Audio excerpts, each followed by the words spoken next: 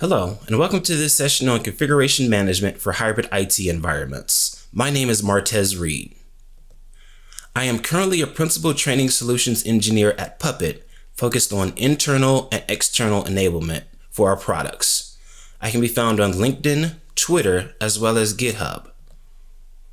Before we dive into configuration management, let's talk about business outcomes.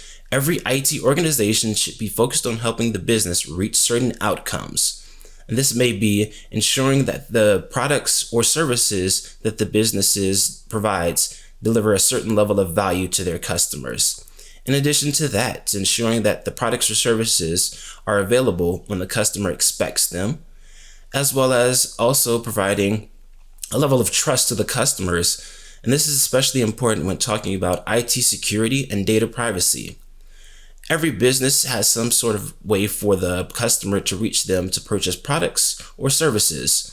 Often is a website. So in this example, we'll start to walk through a website and how configuration management plays a role in delivering value to the customer. The application architecture might be an Nginx web server that fronts a Python application that ultimately talks to an Oracle database.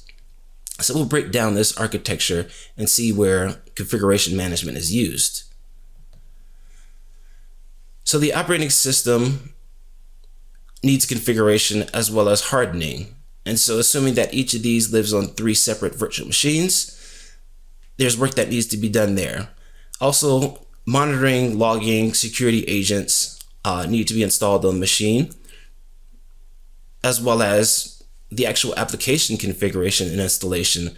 So in the case of Nginx, ensuring that the Nginx package is installed, it has the appropriate configuration for the web server, as well as potentially moving some static web files to the server itself. In the case of the Python application, making sure certain libraries are installed, as well as the actual application itself.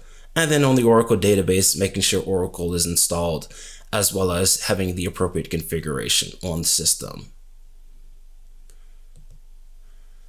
So this is where configuration management tools can come into play to help configure all of those pieces in a codified manner. So in this space, you have Red Hat Ansible, Puppet, Chef, as well as SaltStack. There are a number of other configuration management tools, but these are usually the main 4 that are talked about when talking about configuration management tools.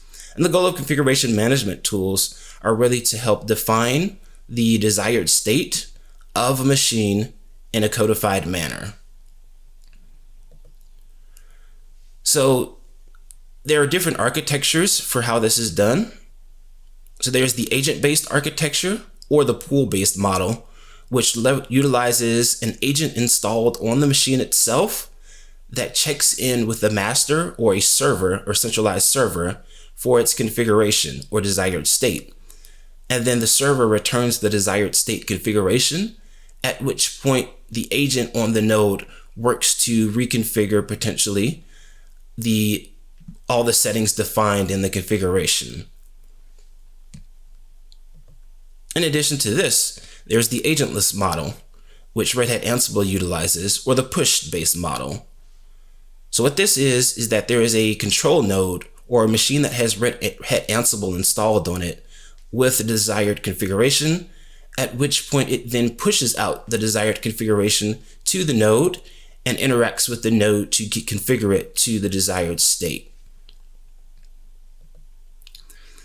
So in the case of our application, we would be using our configuration management tools to configure the application, any middleware that needs to be installed, as well as configuring the operating system. So in an on-prem environment, this is where the configuration management plays a big role in configuring the systems once they've been provisioned. So let's talk about provisioning. Traditionally in on-prem environments, we're utilizing a cloud management platform for automation purposes. And so cloud management platform helps us to provision things in an automated fashion, as well as integrate with our configuration management to provide an end-to-end solution for our automation needs. So some examples are vRealize automation, as well as Morpheus data. These applications provide portals to request services in an automated fashion that align with what the business needs for developing new applications. So an example provisioning workflow that we might utilize on-prem might be vRealize automation talking to VMware vSphere to provision a virtual machine. Then it reaches out to NSX to add the appropriate security groups from a tagging perspective to ensure that our application is secure from a network communication aspect. And then we might trigger a Puppet agent run to configure the actual operating system level configuration, as well as the application and the middleware pieces. And then following that, we might utilize ServiceNow to create a CMDB record or the integration with ServiceNow. And so this workflow should help us reach our business outcome of being able to stand up and access the website once that full end-to-end process has been completed. And so the role that configuration management played was taking the handoff after the virtual machine was provisioned and then configuring the instance to reach that final goal of providing a web portal for our customers. So now that we walked through the on-prem example, let's take a look at how things start to change in the public cloud. So for a lot of businesses, there are new business outcomes that the business is trying to reach. So this may be retaining existing customers, introducing new services to customers, and then expanding into additional industries or markets. So in this example, we look at looking to expand beyond selling TVs into now selling food. And so every business or organization begins to have a cloud journey, those that are moving to the public cloud. And so let's talk about this. So as an example, we might be looking to leverage PaaS offerings to speed development and reduce administration, reach new global markets through regional proximity, and then quickly scale to meet increased demand. So for many businesses, you begin to have this decision point of which public cloud do I go with? So in this example, we're going to assume that the business went with AWS. And so now we've got to connect the two clouds in some sort of manner. For many organizations, it's a direct connect for network connectivity between the two, or a VPN to connect the two. But let's just assume it might be either one or both. And now that we've connected the clouds, we sort of start this process of working on developing our hybrid cloud. And so one of the first things we want to take a look at after we've got that connectivity to the cloud is how do we provision resources in the cloud as opposed to on-prem. So in this case, we've got some different options for provisioning workloads in the cloud. Similar to on-prem environment, we've got CMPs or cloud management platforms, which might be a ServiceNow orchestrator, Morpheus, or again, vRealize automation to extend our automation or our provisioning automation out into the cloud to provide a hybrid architecture between the two and provide that consistency. We may also go the route of looking to utilize a CLI or a programming language like Python, PowerShell, or Go to actually provision the instances or the hardware or things in the actual cloud itself. In addition to that, we might look at infrastructure as code as an option. So Terraform, CloudFormation, Pulumi, ARM templates, those things to provision our infrastructure. So this is where we start to have different decision points as we make the cloud journey. So for the new world, I may decide that instead of leveraging the existing cloud management platform, whether it's cost, whether it's the desire to utilize an infrastructure as code language or paradigm, or whether it's just a decision point between different teams to move away from potentially what is leveraged on-prem. So in this example, we'll assume that HashiCorp Terraform is utilized. The decision was made because of its multi-cloud support, its large community and numerous code examples, as well as its fast support for new vendor services. So infrastructure as code provides a codified manner in which to define the actual resources in the cloud. So I can define my VPCs, my actual EC2 instances, my RDS instances in a codified manner. Now that we've determined how we're going to provision our infrastructure in AWS, let's take a look at our applications. One option is to potentially utilize lift and shift, which is the thought or process of simply moving the existing application architecture to our public cloud environment and basically mapping our virtual machines on-prem one-to-one to EC2 instances in AWS. In this case, configuration management would help simplify this process and standardize the configuration across both environments. But this is where a lot of companies start to look at how they're consuming services, especially for the public cloud and what it has to offer. So this is where we talk about consumption models. In the lift and shift model, it would be IaaS, which is infrastructure as a service, where we would be leveraging virtual machines or EC2 instances. In addition to that, cloud providers begin to provide additional value by offering things like PaaS as well as SaaS. PaaS would be platform as a service, and so it would be things such as managed databases or managed Elasticache services or managed big data. So this helps reduce the administration overhead as well as speeds up the process of initial configuration to actually harness these services. And in addition to that, there's SaaS or software as a service, which is sort of a complete solution where you're simply just accessing a provider's application. And some examples might be Workday or Salesforce. In this case, now the business would like to begin taking advantage of a PaaS offering provided by AWS. In this case, it's Amazon RDS, to provide them with a fully managed database offering to eliminate the need for them to handle a lot of the day-to-day administration of their database, as well as being able to offload that process to AWS.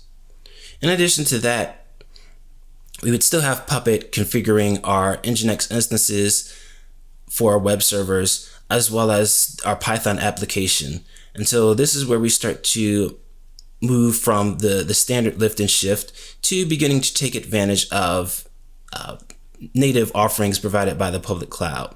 And so in this case, Puppet would be handling the configuration of our web server and our application server, but we would be utilizing HashiCorp Terraform to actually provision and configure, essentially by providing standard settings for our AWS Amazon RDS instance. And this is where it starts to change from our on-prem environment, where Puppet was being utilized, or our configuration management tool was being utilized to configure all of our instances or our virtual machines, at least at the operating system level and application level.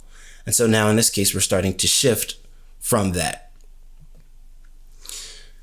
And so another thing that typically comes up when starting to move to the public cloud is immutability.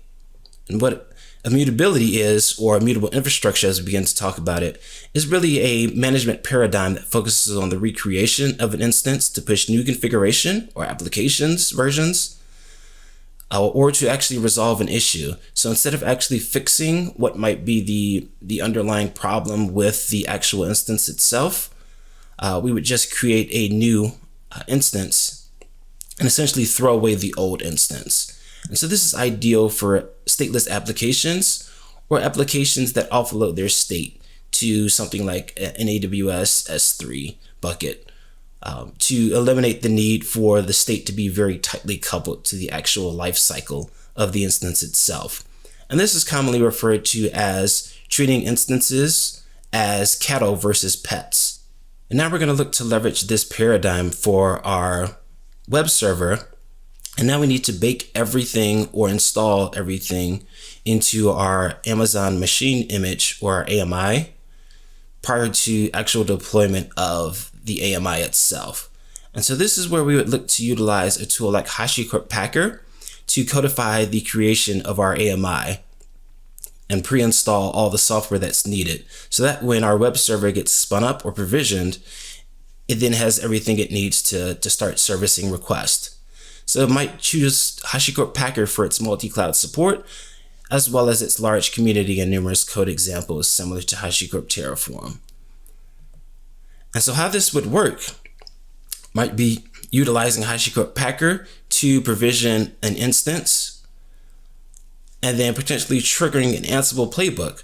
So this is often where we start to begin looking at incorporating new tools. So in this case, we might look to leverage Red Hat Ansible because of its push-based model for pushing configuration to instances. In this case, the instance is going to be immutable in the sense that I have no need for ongoing management of it. So I might look to leverage a solution or a tool with a push-based architecture.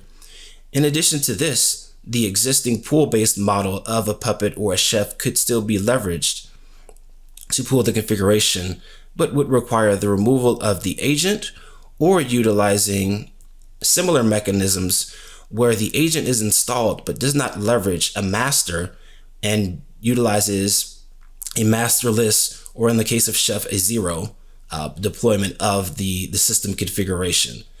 And so what this is going to do is now allow us to still leverage a configuration management tool for our immutable infrastructure, at least the configuration or deployment process or installation process of the software and everything that we need.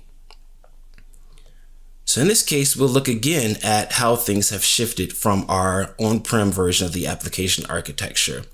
So in this case, we're leveraging HashiCorp Terraform to actually perform the configuration of our Amazon RDS instance, still utilizing Puppet to install and configure things on our application server, and then now looking to utilize Immutable Infrastructure with HashiCorp Packer and Red Hat Ansible to perform the configuration on our web servers or Nginx servers.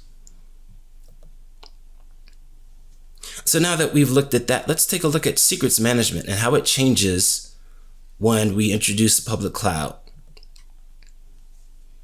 So oftentimes in the on-prem environment, we might have been leveraging the native configuration management, secret management within the tools itself. So in the case of Ansible, there's Ansible Vault. In the case of Puppet, there's Äôll as one of the notable secrets management tools.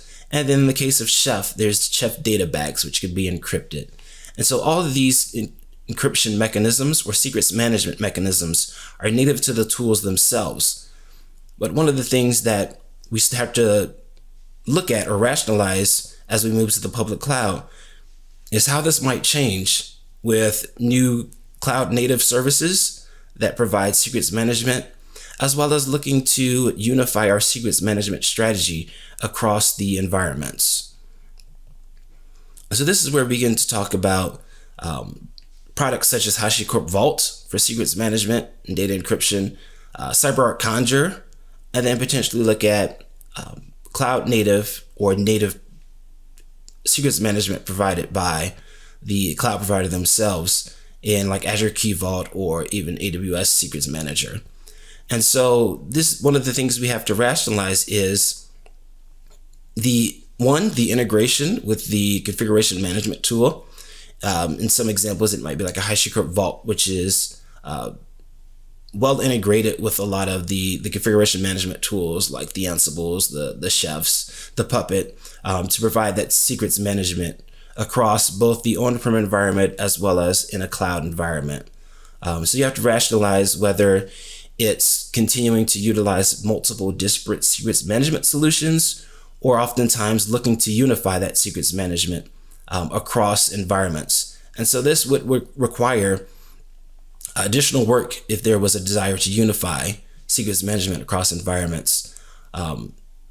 As I said, the integrations are there for like the HashiCorp Vaults. I know there's integrations for Conjur, and then even utilizing some of the public cloud provided secrets management solutions with the configuration management tools. But it is certainly a topic of discussion that needs to take place. In addition to secrets management, oftentimes when organizations are going to the public cloud, there is oftentimes a rationalization that is made around selection of an operating system. Oftentimes there may be existing operating systems that are leveraged. And so as you begin moving to the public cloud, you look to make decisions around what you're going to do from an OS perspective. And so some of the decisions might be centered around reducing licensing costs, standardizing potentially on a single OS platform, and then leveraging existing expertise.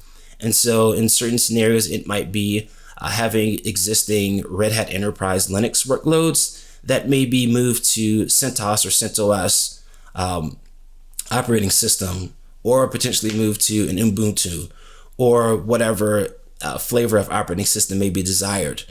But this does certainly have ramifications as you talk about configuration management. The ramifications of migrating to a different OS should hopefully be pretty minimal, especially with configuration management helping that process.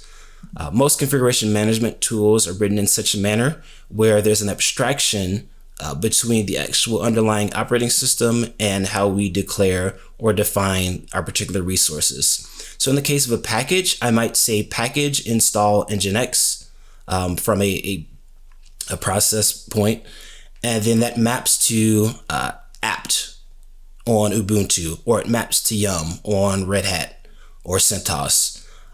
Similar with service, I might be managing the Nginx service, and in this case, it might depend upon the actual playbook or the module or the cookbook to map that to the particular operating system.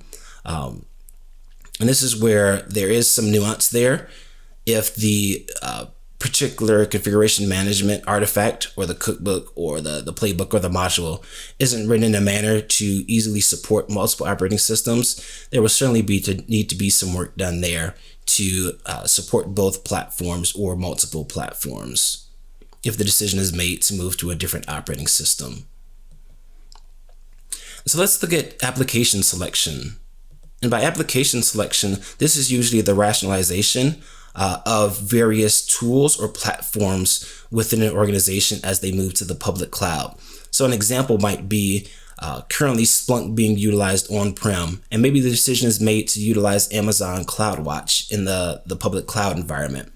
And so this might involve the actual installation of an Amazon CloudWatch agent on the instances.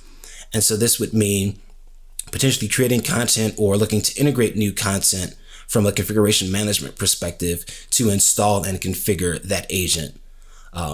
Similar in the case with a monitoring with existing Sensu and then moving to Datadog.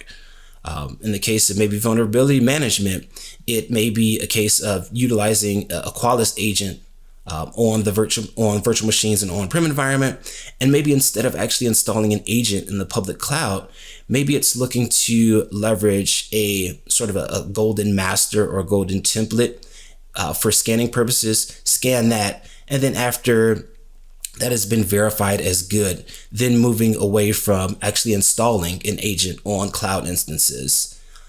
Maybe it's the same with Centrify for access management, or maybe it's utilizing JumpHost as the single point of entry, and that's where Centrify is installed for accessing our EC2 instances.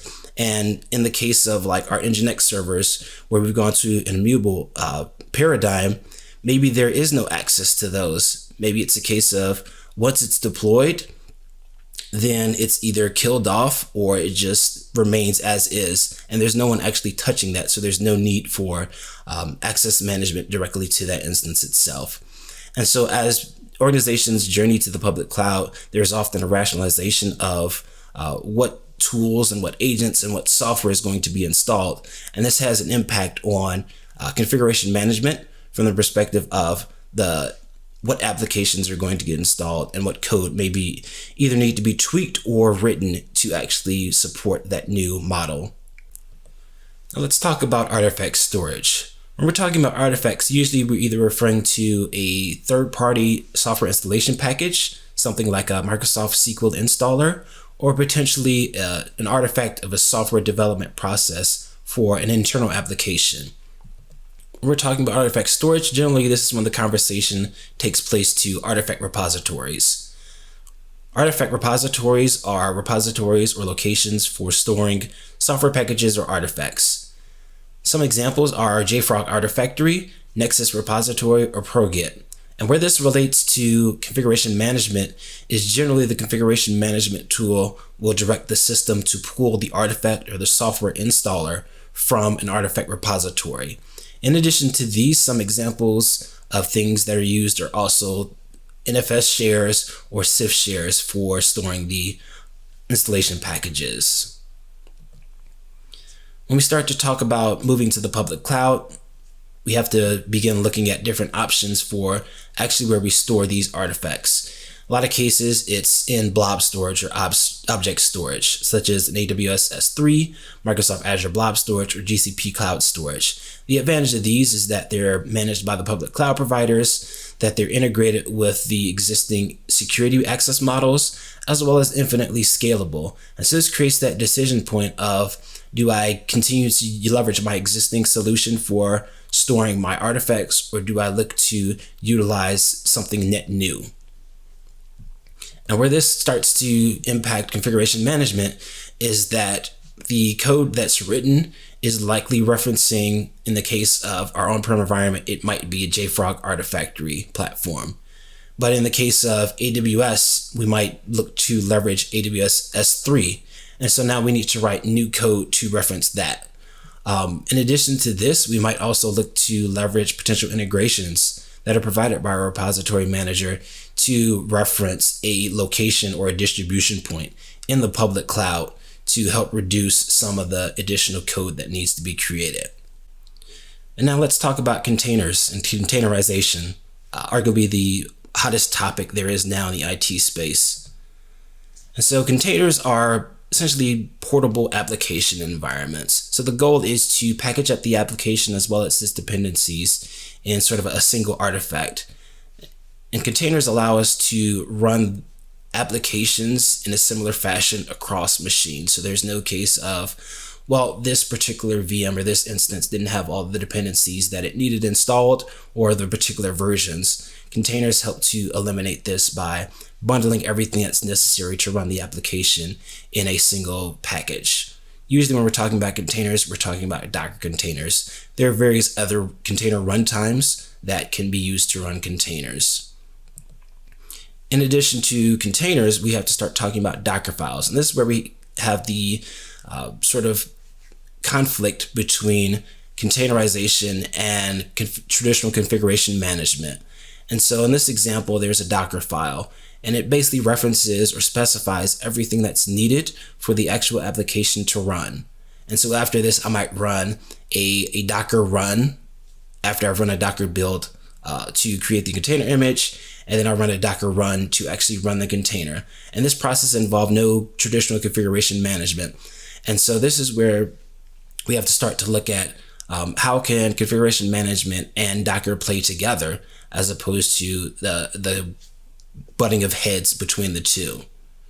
In addition to Docker, we also start to look at things like Kubernetes for our container orchestration to run containers across multiple nodes and provide the redundancy and resiliency that we would expect of our applications. And so in the case of Kubernetes, there's a definition or a spec file or the YAML files that define how our environment is going to look or our application is going to look from a code perspective.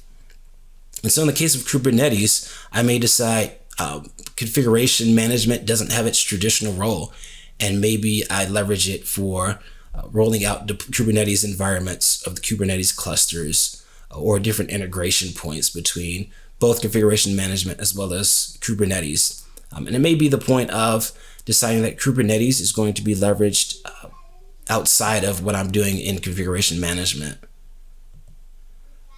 This is where we start to talk about microservices of composable units of applications being our go-to model for our application architecture as opposed to a monolithic architecture.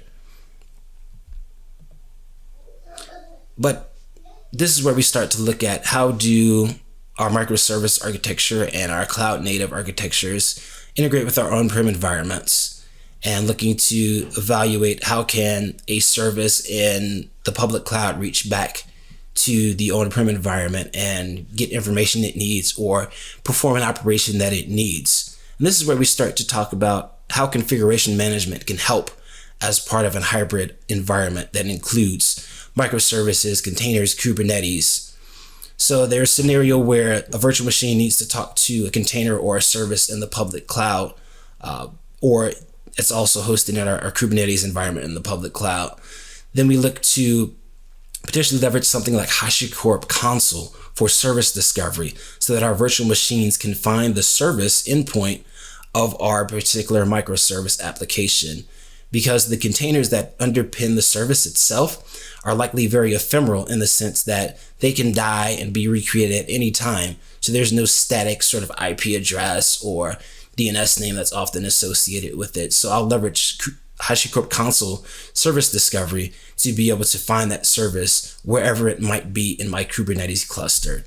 In addition to that, I might also use HashiCorp Vault to actually access maybe the API endpoint from a secrets or credentials perspective. And both of these include agents that can be installed on my virtual machine via my configuration management tool to actually help facilitate this process of sort of blending both the old world and the new world. So this is what an example might look like, where I leverage Puppet to install HashiCorp Console or Istio agents on the virtual machines to be able to interact with my containers that have been configured utilizing Helm charts. And so I like to think of this as sort of the blended sort of scenario where most enterprise organizations will need to be at, where you need on-prem and sort of public cloud, cloud native containers, Kubernetes to be able to work together in a homogeneous fashion to be able to harness the capabilities of both environments. Thank you for joining my session